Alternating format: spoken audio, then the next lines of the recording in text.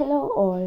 അപ്പോൾ ക്ലാസ് റൂമിൻ്റെ ഇന്നത്തെ ഒരു വീഡിയോയിലൂടെ നമ്മൾ കുട്ടികൾക്ക് വവൽ സൗണ്ട്സും കോൺസണൻറ്റ് സൗണ്ട്സും എന്താണെന്നാണ് പറഞ്ഞു കൊടുക്കാൻ പോകുന്നത്. Vowels and consonants. Vowel sounds എന്താണ് വവൽ സൗണ്ട്സ് എന്ന് പറഞ്ഞാൽ? നമ്മൾ മലയാളത്തിൽ സ്വരാക്ഷരങ്ങളും വ്യഞ്ജനാക്ഷരങ്ങളും ഉണ്ട് അല്ലേ? അതേപോലെ തന്നെ ഇംഗ്ലീഷിലെ A, E, I, O, U ഇതാണ് ഇംഗ്ലീഷ് അക്ഷരമാലയിലെ വോവൽസ് എന്ന് പറയുന്നത്, സ്വരങ്ങൾ എന്ന് പറയുന്നത്. അപ്പോൾ ബാക്കി വരുന്ന ലെറ്റേഴ്സിന് നമ്മൾ പറയുന്ന പേരെന്താണ്? അതാണ് consonant letters. Consonant letters. Consonant letters. Consonant sounds. അപ്പോൾ വവൽ സൗണ്ട്സും കോൺസണൻറ്റ് സൗണ്ട്സും നമ്മളെപ്പോഴും അറിഞ്ഞിരിക്കേണ്ടതാണ്.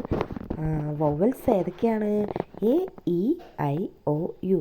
Vowels A, E, I, O, U എന്ന ഈ 5 അക്ഷരങ്ങളാണ് വവൽ സൗണ്ട്സ് ആയിട്ട് വരുന്നത്. ഓക്കെ. അ, എ, ഇ, ഒ, ഉ ഇങ്ങനെയാണ് ഇതിൻ്റെ ഒരു സൗണ്ടുകൾ വരുന്നത്. ഓക്കെ. ഇനി വവൽ സൗണ്ട്സ് ആകുമ്പോൾ എന്തൊക്കെയാണ് നമ്മൾ ശ്രദ്ധിക്കേണ്ടത് എന്നുള്ളതാണ് പറയാൻ പോകുന്നത്. ഓക്കെ, നമുക്ക് നോക്കാം.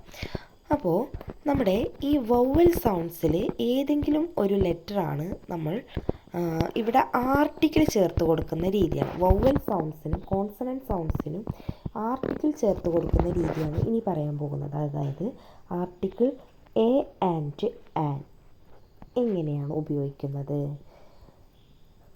ഞാനിവിടെ ബോൾ എന്നെഴുതിയിട്ടുണ്ട്. ബ, അ, ഇ, ബോൾ. ബോൾ.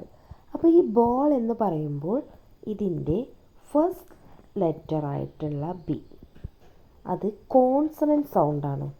സോ അതുകൊണ്ട് തന്നെ ഇതിൻ്റെ ഫ്രണ്ടിൽ നമ്മൾ എ എന്ന ആർട്ടിക്കിളായിരിക്കും ചേർത്ത് കൊടുക്കുക.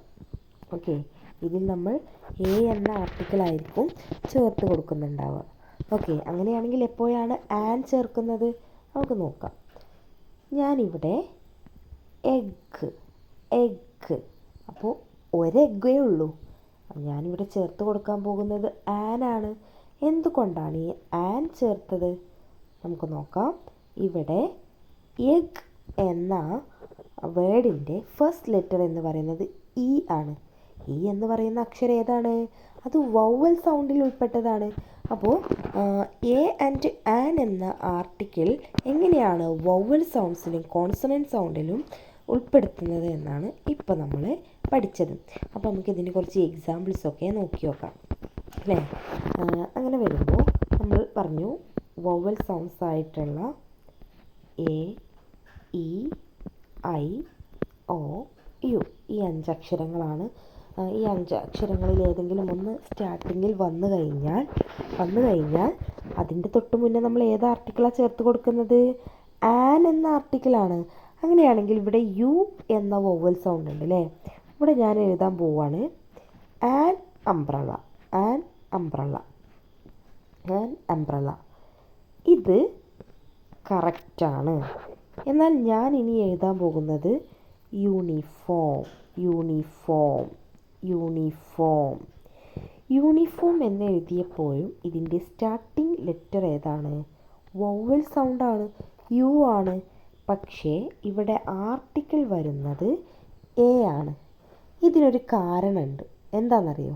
ഇതിൻ്റെ കാരണം എന്ന് പറയുന്നത് ഇവിടെ നമ്മൾ യൂണിഫോം എന്ന് പറഞ്ഞപ്പോൾ ഈ യു എന്ന സൗണ്ട് കോൺസണൻറ്റ് സൗണ്ടായിട്ടാണ് വന്നത്. യു യു യ എന്ന സൗണ്ടിലാണ് അവിടെ സ്റ്റാർട്ട് ചെയ്തത്.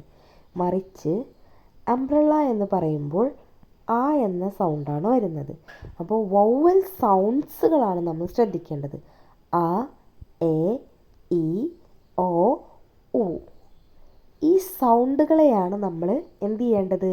ശ്രദ്ധിക്കേണ്ടത്. അല്ലാതെ വവൽ ലെറ്ററിനെ മാത്രം ശ്രദ്ധിച്ചാൽ പോരാ.